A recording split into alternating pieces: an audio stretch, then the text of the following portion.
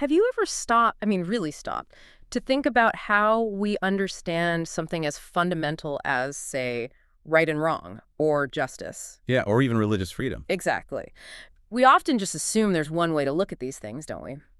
But what if I told you that two really different ways of seeing the world, specifically Indian or Dharmic and Western, what if they actually operate from what our sources are calling totally opposed paradigms? Opposed, Uh, not just slightly different. So today we're doing a deep dive to try and unpack these distinct roots. Our vision really is to understand how these basic differences shape almost everything. You know, how we see good and evil, our ideas about human rights, even spirituality. It's important stuff. Yeah, get ready, because what we're exploring today might it might shift how you interpret a lot of the debates and conflicts you see playing out.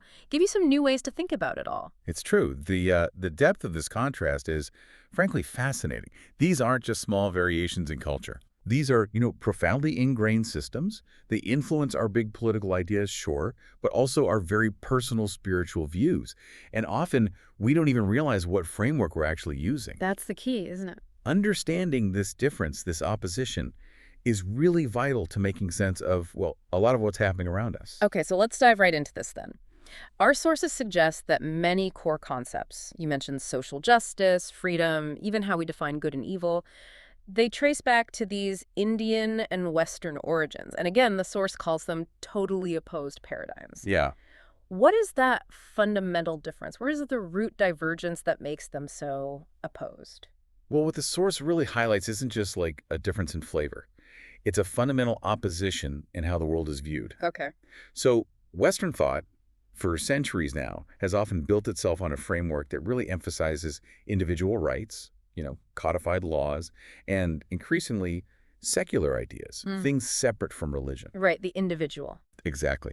On the other hand, the Indian perspective is deeply, deeply rooted in Dharma. Now, Dharma, it's much broader than what we usually call religion in the West. More than just belief. Oh, much more. Think of it less like a belief system and more like an underlying operating system for existence itself. It's a cosmic principle, natural law. It covers morality, ethics, duty, the inherent order of things. Wow, okay. And this basic difference, it shapes everything that follows. How societies are structured, how individuals see their own responsibilities within that structure. Okay, let's start by looking at that Western lens then, because, on the surface, concepts like human rights and secularism, they seem universally good, essential even. Noble ideals. Right. But our sources make some pretty strong claims here, provocative even. They argue these ideals can sometimes be used for, other purposes than just the stated ones. Yeah, and if we connect this to the bigger picture, the source presents Western human rights as values that are often pushed as universal truths.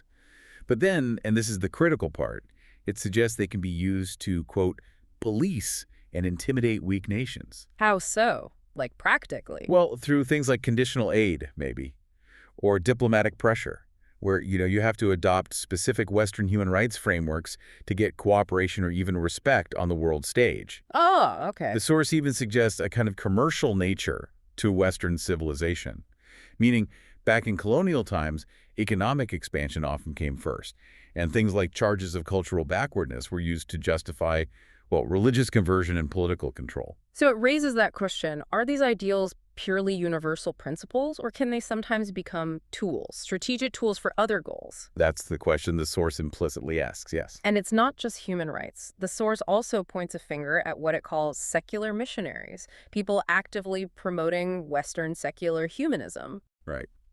Secular humanism being that worldview centered on human reason, ethics, justice, all without needing the supernatural. Okay. Sounds reasonable on its face. It does, but the critique here is about its universalizing tendency, sometimes even imposing itself.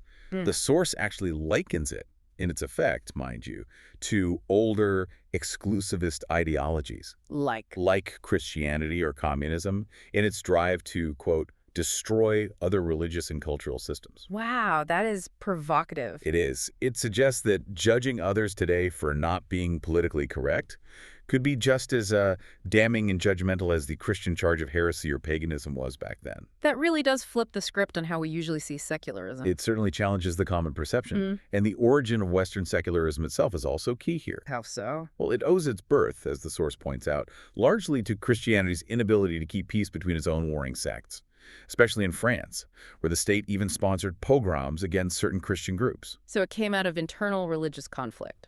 Exactly. France basically invented state-mandated secularism as a practical way to manage these endless, bloody intra-religious wars. Okay. And the contrast is? The contrast, highlighted by the source, is that Hindu civilization, quote, never, even when under murderous assault, indulged in pogroms on grounds of faith.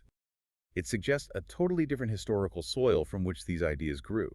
One born from internal religious war, the other from a tradition of perhaps broader spiritual acceptance, even amidst external threats. So if the histories and philosophies are that different, what does this mean for the idea of religious freedom itself? We tend to think we all mean the same thing by it. But maybe we don't. This is a really powerful point the source makes. It connects directly to these differing ideas. Okay. The Western view often emphasizes the right to change one's religion. That's usually central to how it's defined and legally protected. Right. Freedom to convert or deconvert. Exactly.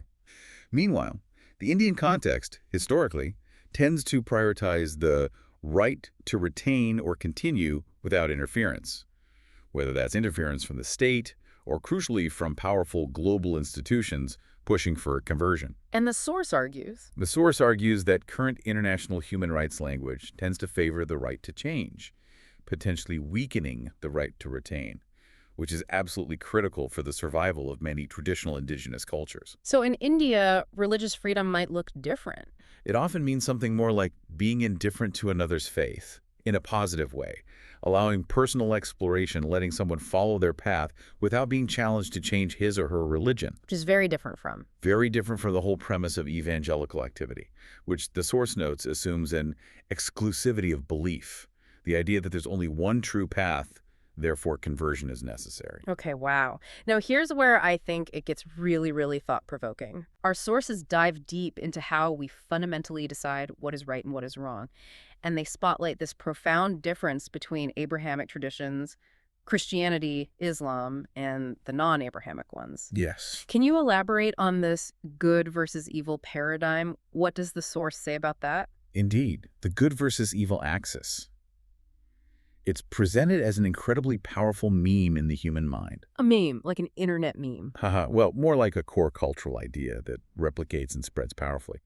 The force argues it's particularly strong in Christianity and Islam, and was actually instrumental in their rapid spread through history. Okay, so this duality. This duality, yeah. Yeah. This belief that there's a clear cosmic battle between two opposing active forces, good and evil. It deeply shapes the Western psyche, even its secular parts. How does that play out? Well, the source explains how, historically, missionaries often saw non-Christian faiths as inherently evil, which then justified trying to convert people. Or how, in some Islamic views, the goal of Darul Islam is to eliminate the perceived evils associated with non-believers.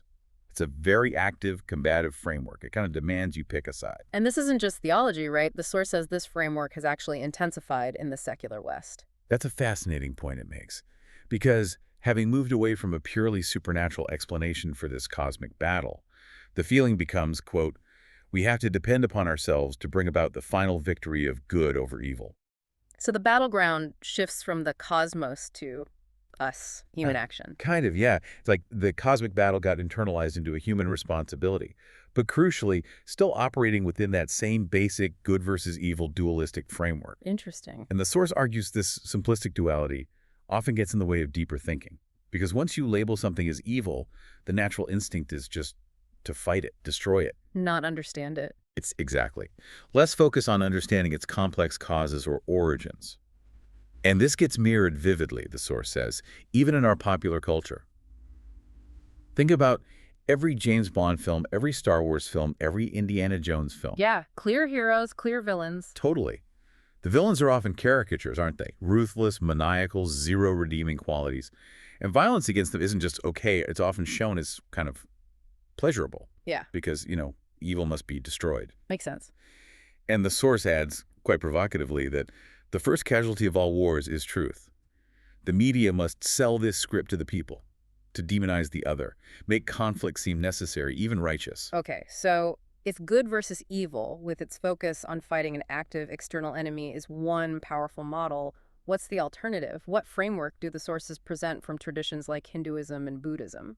This is exactly where the concept of Dharma comes back in, offering a really profound alternative. Okay. Unlike that model of active, opposing forces good versus evil Dharma, as we touched on, means that which upholds truth, righteousness, justice, and order. Right, that which upholds. Yes. And so Adharma, it isn't framed as some active, malicious force you have to battle, like Satan or the dark side. It's simply the absence of Dharma. A lack of. A lack of truth, a lack of righteousness, a lack of justice, a lack of order. So the fundamental goal isn't to fight against Adharma in that combative sense. It's to reestablish Dharma. Restore balance. Exactly. Restore truth, righteousness, justice, and order where they're lacking. It's a fundamental shift in approach. One seeks to conquer an enemy. The other seeks to restore harmony and balance. So instead of seeing the world as this constant struggle between good and an active external evil, it's more about figuring out what upholds truth and order versus what doesn't, what creates imbalance. That's a great way to put it. It shifts the focus, doesn't it? Maybe less from an external battle and more towards an internal and societal restoration of what's right and true. Yeah. And this difference in perspective also helps explain what the source calls the accretive nature of many Indian traditions. Accretive, meaning? Meaning they add on. Like, think about the teachings of the Buddha or the practice of yoga.